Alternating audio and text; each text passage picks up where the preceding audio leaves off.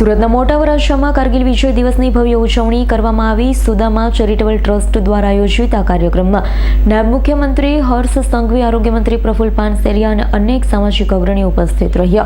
આ પ્રસંગે 100 ફૂટના વિશાળ તિરંગા ધ્વજારોહણ તેમજ સરદાર વલ્લભભાઈ પટેલની પ્રતિમાનું અનાવરણ કરવામાં આવ્યું. સુરતના મોટા વરાછા ખાતે સુદામા ચેરિટેબલ ટ્રસ્ટ દ્વારા કારગિલ વિજય દિવસની ઉજવણી દેશભક્તિના માહોલમાં કરવામાં આવી હતી. કાર્યક્રમમાં નાયબ મુખ્યમંત્રી હર્ષ સંઘવીએ 100 ફૂટના વિશાળ તિરંગાના ધ્વજારોહણનું કાર્ય કર્યું. સાથે જ લોહ પુરુષ સરદાર વલ્લભભાઈ પટેલની પ્રતિમાનું અનાવરણ પણ કરવામાં આવ્યું. કાર્યક્રમમાં રાજ્યના આરોગ્ય મંત્રી પ્રફુલ્લ પાનસેરિયા સહિત અનેક સામાજિક અગ્રણીઓને મોટી સંખ્યામાં નાગરિકો ઉપસ્થિત રહી કારગિલના શહીદોને ભાવભીની શ્રદ્ધાંજલિ અર્પણ કરી હતી.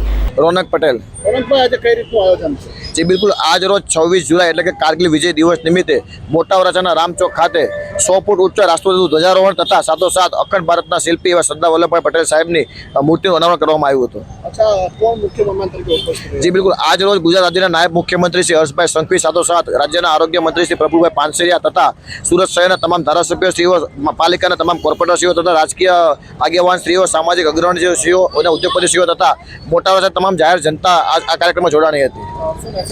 જી બિલકુલ, આ એક મેસેજ એવો છે કે કારગિલ વિજય દિવસ નિમિત્તે 100 ફૂટ ઊંચા રાષ્ટ્રધ્વજ જે શહીદ પરિવારો છે તેમને એક સન્માન મળે તે માટે અને અખંડ ભારતના શિલ્પી સરદાર વલ્લભભાઈ પટેલ સાહેબની મૂર્તિ દ્વારા એક ભારત શ્રેષ્ઠ ભારતનો નમૂનો અહીં સાબિત થાય છે.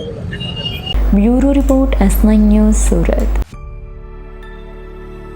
અમારી તમામ માહિતીથી અપડેટ રહેવા માટે જોડાયેલા રહો S9 ન્યૂઝ સાથે.